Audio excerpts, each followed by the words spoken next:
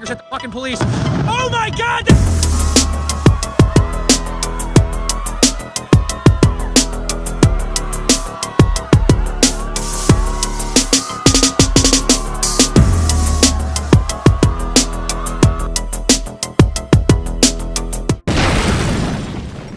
Let's be clear, the Supreme Court has lost legitimacy, burned whatever legitimacy. Crisis of legitimacy. Threatens the court's long-term legitimacy. Threats to perceived legitimacy. Has lost legitimacy. Crisis of the very legitimacy of the United States Supreme Court fills me with sorrow.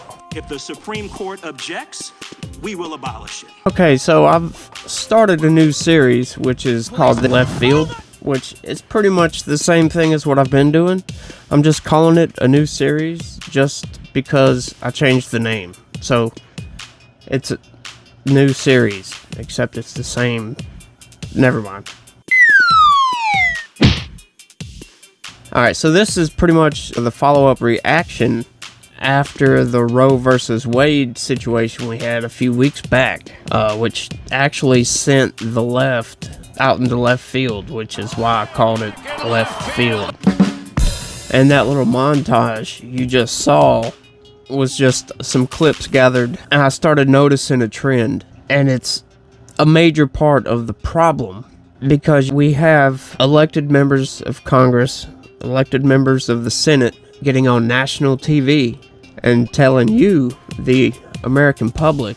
On Friday morning, women in this country, like they have for nearly 50 years, woke up with a constitutional right to abortion. That our Supreme Court no longer has legitimacy.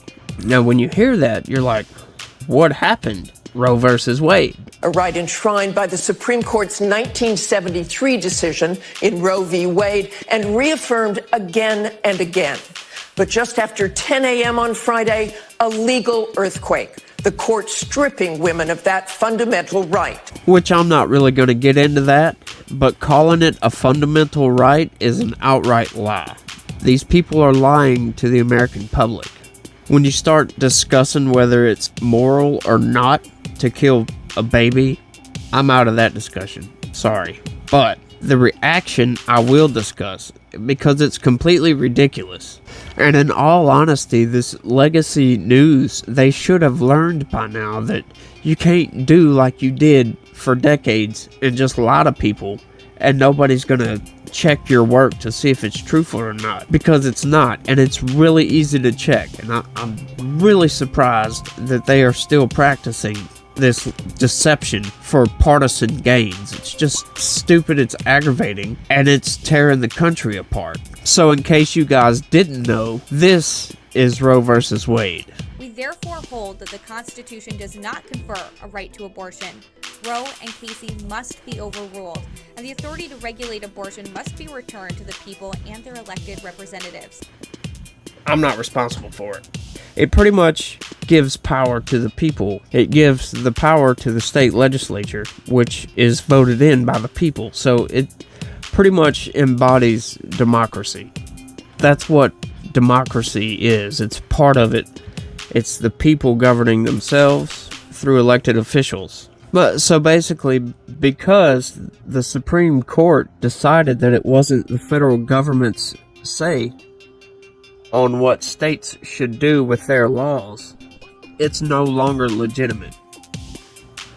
Right, so when that happens, the people hear this, okay, well, our elected officials are saying that the Supreme Court is not legitimate. Then you get this.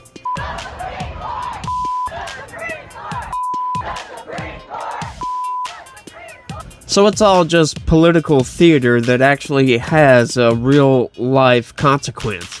These people are out on the streets protesting, thinking that the Supreme Court's no longer legitimate.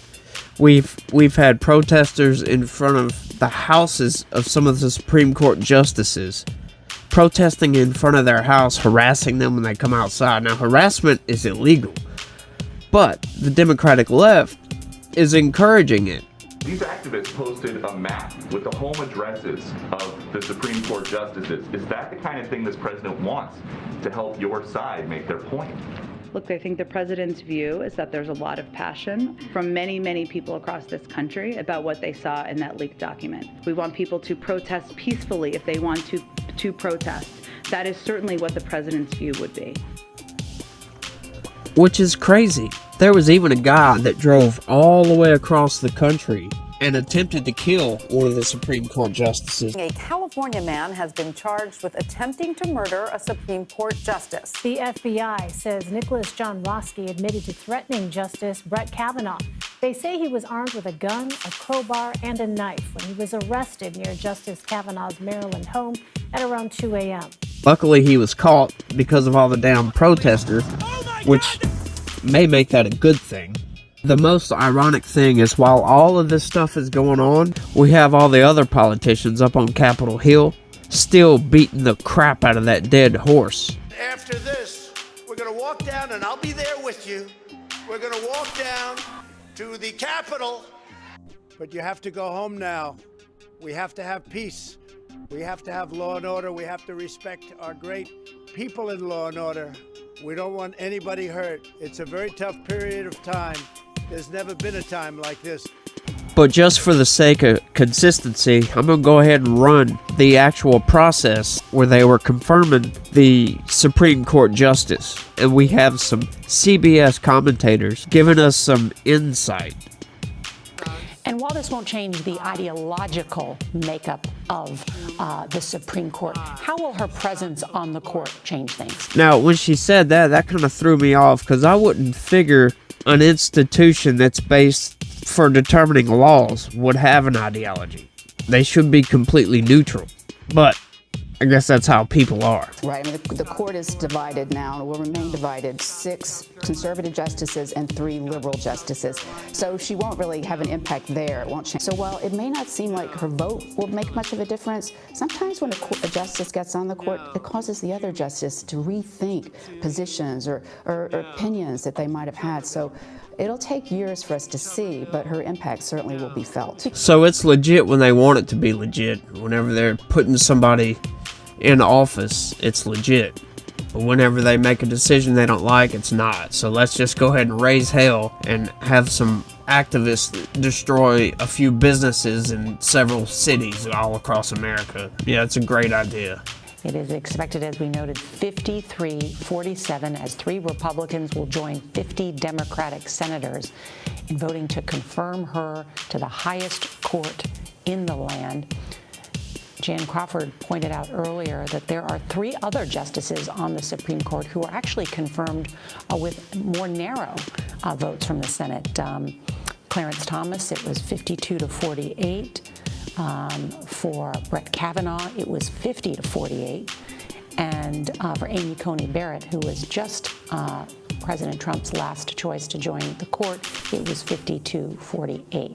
These have become increasingly partisan and contentious hearings. That's right, Nora, and I can say as somebody who staked out of Senator Murkowski's office and Senator Collins for days and weeks upon end, many of them did acknowledge that the process was broken, and there is still a lot of bad blood from the hearings with Justice Kavanaugh, from the rapid hearings with Justice Amy Coney Barrett, and then from the questioning that we saw with Justice Ketanji Brown Jackson. Nicole Killian, thank you. Yes, and Judge Jackson met with 97 senators. They meet in private, get a sense, get to ask her questions, learn more about her record and her temperament. You're absolutely right, Nora. We are waiting to hear from President Biden about this at any moment. This is a major accomplishment. Here's the bottom line. When my predecessor got COVID, he had to get helicoptered to Walter Reed Medical Center. He was severely ill. Thankfully, he recovered. When I got COVID, I worked from upstairs of the White House, and the office is upstairs.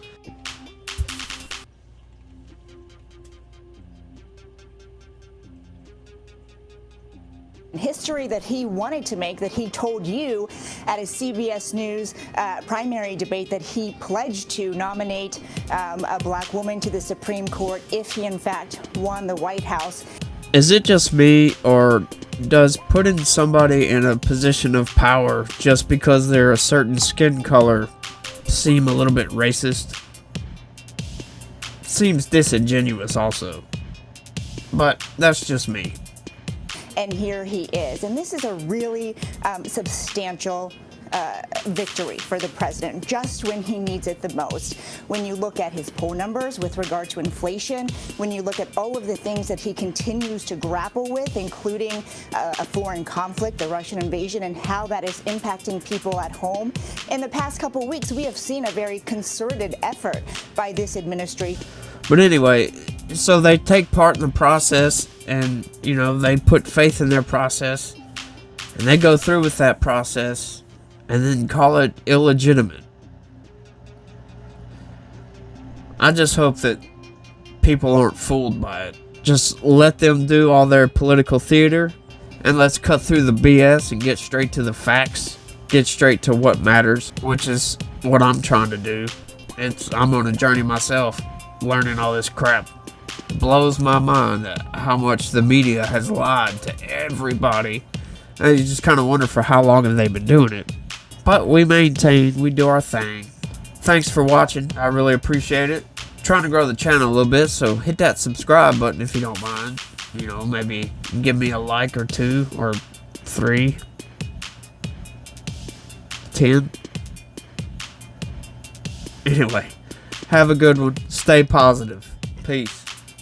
And he clouts that one.